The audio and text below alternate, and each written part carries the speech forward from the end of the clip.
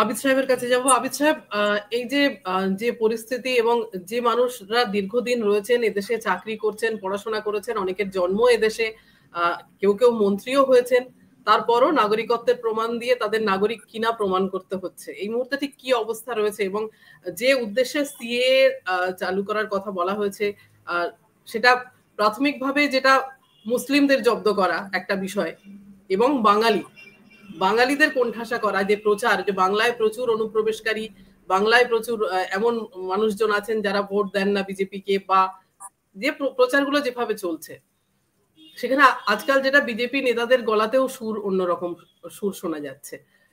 ঠিক এখন কি পরিস্থিতি দাঁড়িয়েছে? মূল বক্তব্য হচ্ছে এখন যেটা নিয়ে প্যানিক ক্রিয়েট হয়েছে সেটা হচ্ছে এসআইআর 2002 সালেও একটা হয়েছিল পশ্চিমবাংলায়। এসআইআর 2002 হয়েছিল এবং ওইখানে 4,58,00,000 ভোটারের নাম রয়েছে, সেই ভোটার লিস্ট এখন রয়েছে। 2000 আমাদের বিরোধিতা এই এসআইআর কেন, বা প্রচুর লোক বিরোধিতা করছে কেন, বা আমাদের মাননীয় মুখ্যমন্ত্রীও বিরোধিতা করছেন কেন, বা আরো অন্যান্য লোক করছে। এখন তো আবার দেখা যাচ্ছে যে যে দল এতদিন ইলেকশন কমিশনকে ডিফেন্ড করে এসছে এসআইআর কে, এই তো দিন 4-5 ধরে দেখছি তারাও বিরোধিতা করছে এবং সিওকে ঘেরাও। তো এসআইআর এর বিরোধিতা এই কারণে যে মানুষরা 2024 লোকসভা অব্দি ভোট দিল, 2002 যখন এসআইআর হয় সেই ফরম্যাটে যদি এসআইআর হতো এখন, তাহলে কারোর কিছু বলার ছিল না, কোনো বিরোধিতা হতো না, কোনো এই নাগরিক ব্যাপার ট্যাপার আসতো না, ওটা আলাদা একটা চ্যাপ্টার। 2019 সালের আইনটা কি ভালো খারাপ, যেটা সুপ্রীত রঞ্জন বাবু বলেছেন, যে তখনও আমরা এইটাই বলেছিলাম যে ওই আইনটাতে খুব সহজে যেভাবে বোঝানো হচ্ছিল সেভাবে কিন্তু নাগরিকত্ব পাওয়া যাবে না। এখন থাকি এসআইআর যে 2002 সালে হয়েছিল, ভোটার লিস্ট নিয়ে বাড়িতে বাড়িতে যাওয়া হলো, ওই বিএলও বা এনুমারেটর তখন বলা হতো, বা যা বলি না কেন, সে বাড়িতে গিয়ে জেনে নিল যে কোন লোকটা মারা গেছে, কোন লোকটা পার্মানেন্টলি শিফটেড হয়েছে, কোন লোকটা এখনো বাড়িতে। ও টিক মেরে নিয়ে এসছে, ডেট শিফটেড লিখে নিয়ে এসছে, ওটাই কম্পিউটারাইজ হলো, ওটা ফাইনাল ইলেকট্রাল রোল পাবলিশ হলো, এবং ওটা দিয়ে 2004 সালে লোকসভা ভোট হয়েছিল, তারপরে আবার অনেক ভোট হয়েছে। এই ফরম্যাটে যদি করা হতো যে 2024 সালে, 2024 তো ছেড়ে দিন, 6/1/2025, 6/1/2025 কিন্তু ফাইনাল ভোটার লিস্ট পাবলিশ হয়েছে, এই 25 সালেরটা। আমাদের কিন্তু এসআইআর হচ্ছে 26 সাল, 1/1/26 ধরে। তো 6/1/25 যে ভোটার লিস্ট পাবলিশ হয়েছে, যেটা দিয়ে প্রিন্ট আউট করে এনুমারেশন ফর্ম আমাদেরকে দেওয়া হলো, আবার এনুমারেশন ফর্ম ফিল আপ করো, তারপর 2002 এর সঙ্গে লিঙ্ক করো, এই লিঙ্কেজ করতে গিয়েই সব সমস্যা শুরু হয়। ইলেকশন কমিশন যারা বসে আছেন, যারা এই ডিসিশন নিয়েছেন, কিভাবে মোটিভেটেড হয়েছেন, এটা এখন সব মানুষের কাছে পরিষ্কার হয়ে গেছে যে কিভাবে মোটিভেটেড হয়েছে। এবং প্রথম থেকে একটা ন্যারেটিভ সেট করার চেষ্টা হলো যে 1 কোটি লোক রোহিঙ্গিয়া নাকি ঘুরে বেড়াচ্ছে, কেউ 1,20,00,000 বলছে, এখন ওসব ঘুরে ফিরে ওসব আর বাদশাদ হয়ে গেছে, এখন কেউ ওই সব কথা আর বলছে না। কিন্তু বিপদে ফেলে দেওয়া হলো এই যে লিঙ্ক করতে গিয়ে দেখা যাবে অনেক লোকের লিঙ্ক নেই, পাওয়া যাবে না। এর মধ্যে একটা জিনিস আমি যেটা কয়েকদিন ধরে লক্ষ্য করলাম, যে 2002 সালে যে voter list, final voter list publish হয়েছিল, সেই ভোটার লিস্টে কিন্তু অনেকগুলো নাম ইনক্লুড করা হয়নি। কারণ যাই হোক, হয়তো ওই লোকটাকে পাওয়া যায়নি, ওটা হতে পারে যে ও বাড়িতে ছিল না, কেউ বলেনি, এনুমারেটর তার বাড়িতে যায়নি। তার কারণ বলে দিই, সরকারের বা ইলেকশন কমিশনের যে স্ট্যাটিস্টিক্স আছে, চিরকালই আছে এটা, যে 2001 সেন্সাসে আমাদের পশ্চিমবাংলার পপুলেশন ছিল 8,01,00,000। 2001 সালের সেন্সাস অনুযায়ী পশ্চিমবাংলার পপুলেশন ছিল 8,01,00,000। মোটামুটি ইলেকশন কমিশনের ফর্মুলা হচ্ছে যে 100 যদি পপুলেশন হয়, তাহলে 66 থেকে 67টা ভোটার থাকে, তাহলে 2/3। তাহলে 8.01 কে যদি 2/3 দিয়ে গুণ করি, 5,26,00,000 হয়। কিন্তু ভোটার সংখ্যা ফাইনালি পাবলিশ হয়েছিল 4,58,00,000। সমস্যাটা ওইখান থেকে শুরু হচ্ছে। 4,58,00,000 আর আইডিয়াল কেস ছিল পপুলেশন ধরে যে গ্রুপ এজ গ্রুপ যে ছিল ভোটারের সংখ্যা হওয়া উচিত ছিল 5,26,00,000। সেইটা যদি হতো তাহলে আজকে এসে আমাদের ভোটের সংখ্যা যা আছে ঠিকই থাকতো। এখন যে ইলেকশন কমিশন গতকালকে যে স্ট্যাটিস্টিক্স দিয়েছে তাতে বলেছে যে 21,50,000 মোটামুটি লোক ডেড ভোটার পাওয়া গেছে। বেশ, তাহলে ডেড ভোটার তো অবশ্যই ডিলিট হবে, কোনো ব্যাপার নেই। শিফটেড দিয়েছে কিছু একটা ফিগার, তারপর ডাবল দিয়েছে, আর কিছু আনট্রেসেবল দিয়েছে। এই করে দেখা গেছে যে 95-96% ভোট ফর্ম ডিজিটাইজ হয়ে গেছে।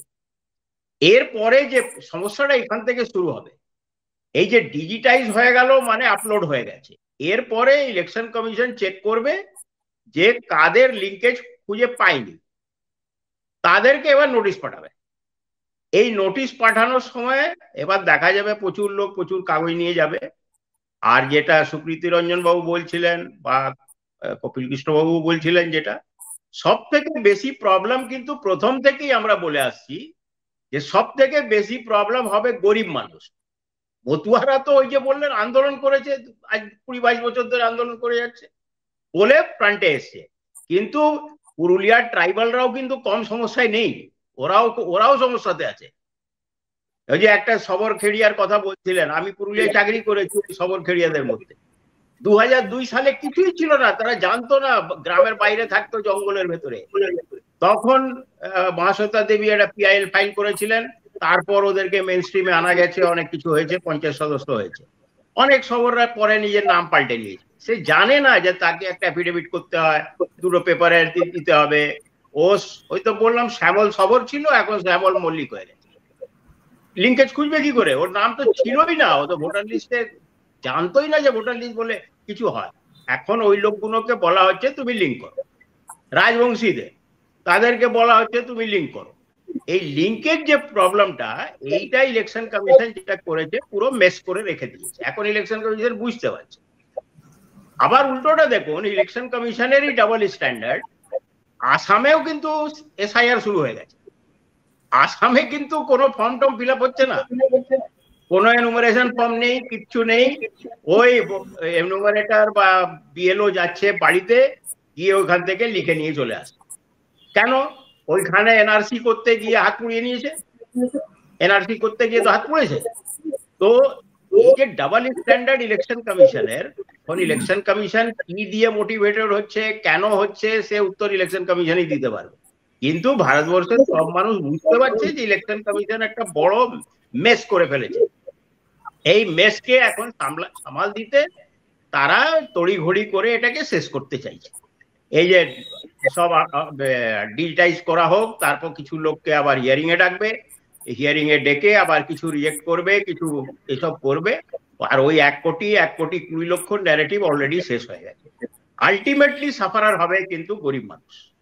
একটা গরিব মানুষ যে বেচারা দিন আনে দিন খায়, সে 3 দিন 4 দিন ধরে কোথায় বিএলওর পেছনে ছুটছে, কোথায় ফর্ম ফিল আপ করাচ্ছে, কোথায় ডকুমেন্টস জোগাড় করছে, কোনটা হবে কোনটা দিচ্ছে। এই যে প্যানিক, একটা ফিয়ার সাইকোসিস, একটা প্রথম দিনই বলেছিলাম আমি যে এই যে জনগণের ফিয়ার, এই বিশেষ করে গরিব মানুষদের যে ভয়টা, যে ভীতিটা ভেতরে বসিয়ে দিচ্ছে রাজনৈতিক দলরা, এই ভীতিটা হচ্ছে পলিটিক্যাল পার্টির অ্যাসেট, ওটাকে এবার ক্যাশ করছে। এইটা কিন্তু খুবই মারাত্মক যে ইলেকশন কমিশন এই ট্র্যাপে পড়ে গেছে। ইলেকশন কমিশনের তো একটা কনস্টিটিউশনাল বডি, ওর তো এইটা ট্র্যাপে পড়ার কথা নয়। পলিটিক্যাল পার্টির ট্র্যাপে কি করে যে পড়ে গেল? ওর তো সিম্পল ছিল, ভোটার লিস্ট এই জানুয়ারি মাসে ফাইনালাইজ হয়েছে, আর একবার 26 সালেরটা হতো, যেভাবে হয় সেভাবেই হতো। ডেড ভোটারদেরকে খুঁজে ডিলিট করে দিত, শিফটেড ভোটারকে ডিলিট করে দিত, ভোটার লিস্ট তৈরি হয়ে যেত, ইলেকশন হতো। এটা দিয়ে তো সবাই হয়েছে। এখন ইলেকশন কমিশন যদি জানি না কি করবে, আলটিমেটলি যেটা করা উচিত ইলেকশন কমিশনের, সেটা হচ্ছে 2024 সালে যারা ভোট দিয়েছেন, মানে 6-1-25-এ যাদের নাম আছে, ইলেকশন কমিশনই তো নামটা ইনক্লুড করেছে। এবার কিছু মানুষ, ধরে নিচ্ছি 0.001% মানুষ যদি ভুল ডকুমেন্টস দিয়ে, ভুল ইনফরমেশন দিয়ে, ভুল ডিক্লারেশন দিয়ে যদি ভোটার লিস্টে ঢুকে গিয়ে থাকে, তাহলে তার একটা পদ্ধতি আছে, তার আগেনস্টে ফর্ম 7 জমা পড়বে, তার একটা হিয়ারিং হবে, ওকে প্রমাণ করতে বলা হবে, কিন্তু সেই সংখ্যা খুবই লিমিটেড হয়, 0.00001% হয়। কিন্তু এই যে 7,66,00,000 লোককে রাস্তায় মানে লাইনে দাঁড় করিয়ে পুরো প্যানিক ক্রিয়েট করে দিয়ে, তার মধ্যে সমবেদনা আবার জানাই, 40 জন বিএলও মারা গেছে সব জায়গায় সব মিলে। এইটাই নয় যে শুধু পশ্চিমবাংলায় মারা গেছে, গুজরাটে মারা গেছে, রাজস্থানে, মধ্যপ্রদেশে। একটা ভিডিও দেখছিলাম, একটা বিএলও বলছে আমার 4টা মেয়ে আছে, ভিডিওটা করে আবার সুইসাইড করে নিল। এই যে হিউম্যান ভ্যালু, একটা মানুষের একটা ভ্যালু, এসআইআর কি তার থেকে বড় হয়ে গেল এই কতগুলো ফর্ম ফিল আপ করা? মানে এটা বলা হচ্ছে বিএলও কে এবং গরিব মানুষ নাগরিককে, ইলেকশন কমিশন বলছে যে দেখো ডেমোক্রেসি বাঁচাতে হবে, তার জন্য তোমাকে প্রাণ দিতে হবে। এইটা বোধহয় ইলেকশন কমিশন বলতে চাই। এখন নাগরিকদেরকে ইলেকশন কমিশন এইটা খুব খারাপ একটা জিনিস করে দিল, দাঁড় করিয়ে দিল রাস্তায়, যে ডেমোক্রেসিকে বাঁচাতে হবে আর তার জন্য বিএলও তোমাকে প্রাণ দিতে হবে, তুমি বিএলও তোমাকে প্রাণ দিতে হবে। কিন্তু 40টা বিএলও, 32 বছর তো আমি চাকরি করেছি, 18টা ইলেকশন করেছি, কোনোদিন শুনিনি কোনো বিএলও কোনো কেউ সুইসাইড করেছে বা চাপে পড়ে প্রেসারে মারা গেছে, কোনোদিন শুনি।